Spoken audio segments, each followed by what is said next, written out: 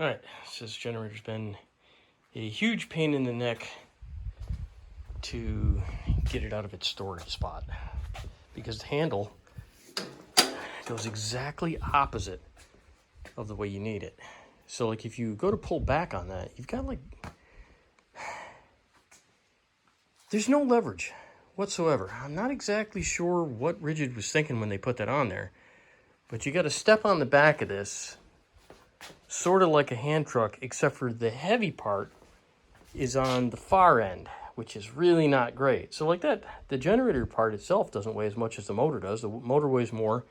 It's out past the center point, so it's really kind of a ridiculous setup. So what I'm doing is I'm going to make a setup. Oops. I'm going to switch to wide angle. And I'm going to have this. As you can see, it's on a weird angle right now. So I'm going to have this loosely bolted on there with that plate on top of it, with an arm on top of that. So when I pull the arm up, this pivoting wheel should lift these wheels off the ground. And then I should be able to, in theory, roll it in and out of there like nobody's business. And yeah, I'm going to see if that works. I hope it will. So it should work like aircraft toters and things like that. So there's more than just light theory behind this. I just got to see if I can implement it properly. So I'm going to put a piece of plastic pipe over that so I don't mar that. I've got some plastic pipe here that will kind of-ish fit over that, and then I'll stuff other pieces in on the sides just to keep it from sliding around. And then maybe some clamps on either side of it to keep this whole assembly from going from side to side. And I'm hoping that's going to work. So this plate here came off some office furniture that I took apart a while ago, and I'm looking for the piece. So this piece here bolts to that plate, and then I'll just be able to basically it'll be down here, lift up on it, and then that'll take this thing off the ground. So you basically, like, you're still lifting, but you're not lifting like you normally would. You're actually more pivoting than lifting.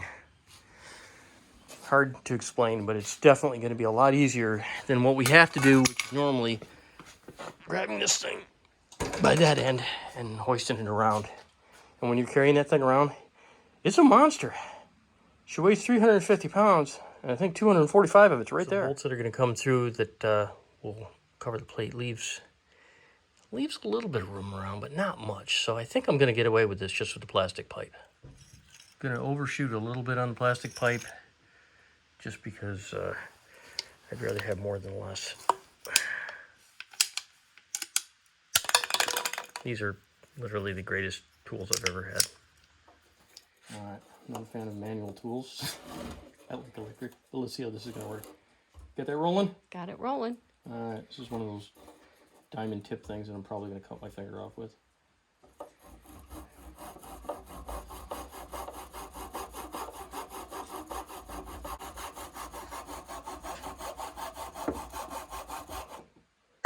Or maybe I'm not cutting anything at all. All right, I'm gonna try something else. All right, could use a table saw because that's buried pretty nicely. So what I'm gonna do instead is I'm gonna use this incredibly risky setup. Yeah.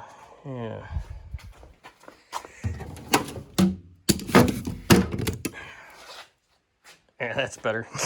This incredibly risky setup, I'm not gonna film it because this would definitely need a child warning or whatever. Last possible second.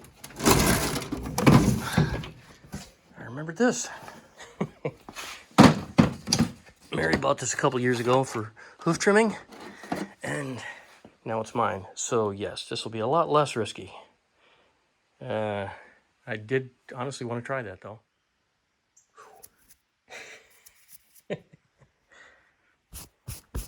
Yeah.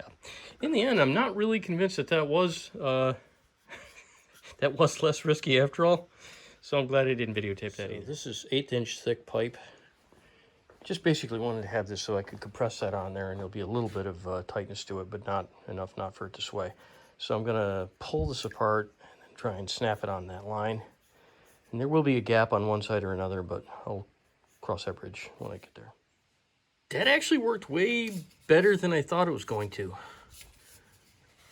So it does leave a huge gap on the other side, but I'm going to fill that in with probably another piece of plastic from the side. Yeah, going good so far. Okay, in case you think I'm completely winging this, I do have a ruler. I haven't been using it. So yes, if you're thinking I was completely winging this, I am. All right, that says it's centered. I'm gonna believe the measuring tape. A band on either side. Because, come on. Can I get this with one hand? No, I cannot. There we go. So I'll put that there. I'll have a strap around this one, a strap around this one, and then this thing will be able to pivot, but it won't be able to go left or right. All right, grab a couple of random clamps. We'll see how these will do. All right, got my 2 clamps on either end. As you can see, my pivots freely. And I gotta cut a section out of this so I can fill in this gap here. Basically, I just want to keep this pipe from scratching. I mean, I'm not worried about the aesthetics. I don't want it really cutting through the paint. If I can prevent that just so that it won't rust there. You don't need that part breaking. And it'd probably take a long time before that happened, but I prefer it never did. All right. Took me 2 cuts because I'm a goof. All right, and then I will cut a strip out of that and see how that goes. Once the one side cuts in, because you can see that's not totally tight on there, and that'll be about 1 1/8 inches, so I think I'll be fine with that. So I just did 1 1/8 inches outside diameter, and then I'll just run this along with the Sharpie. All right, so I'll put that in there, and then once this tightens up completely, I should be in pretty good shape. All right, I'll find my wrench and then tighten this back up again. And just because I know somebody's going to ask, because I would have asked too, this is why I'm not going sideways. It won't quite make it. So we'll make it this way, but it's got a little bit more gap than I'd like. But hey, beggars can't be choosers. It is what it is. So I just remembered some Suzuki Samurai bushings I had laying around. And I'm going to use that on the sides to take up the gap. So that should keep this from moving around too much. I don't need this perfect. I just need to be able to move it.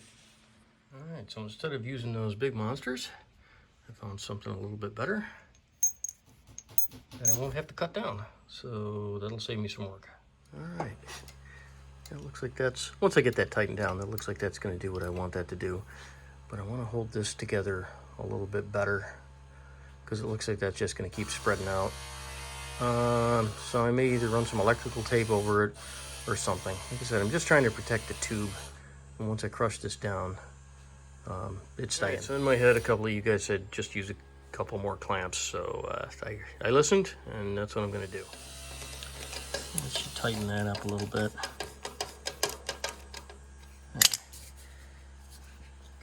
Loosen it up a little bit.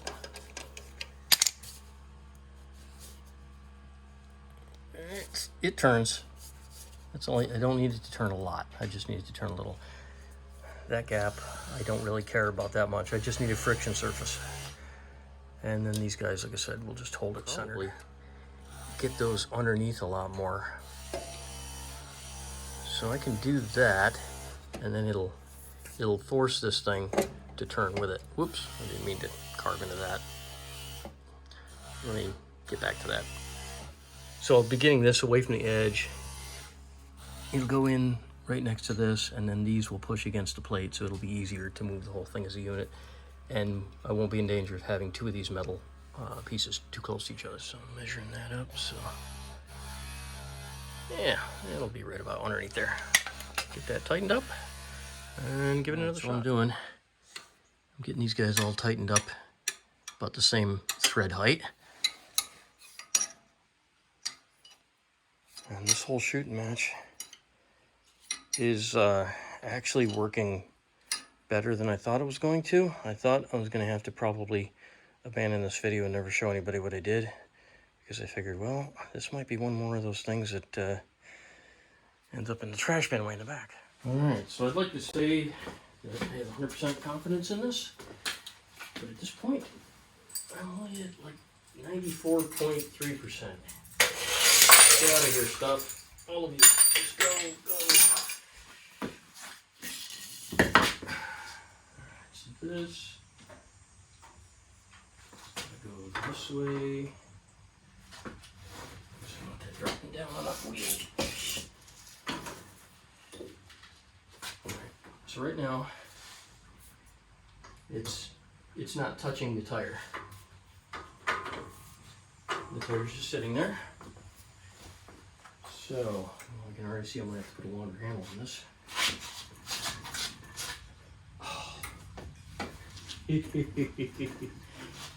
Oh yeah.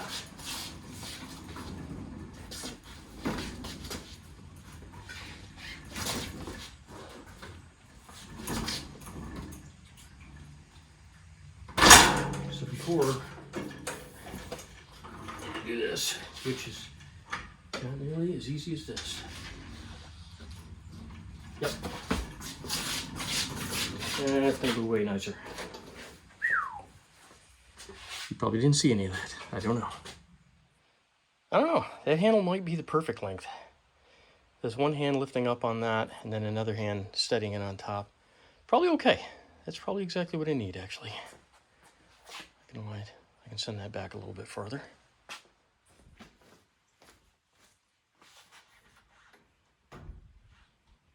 Yeah, good. I'm happy with it. I'm going to consider that done and a win.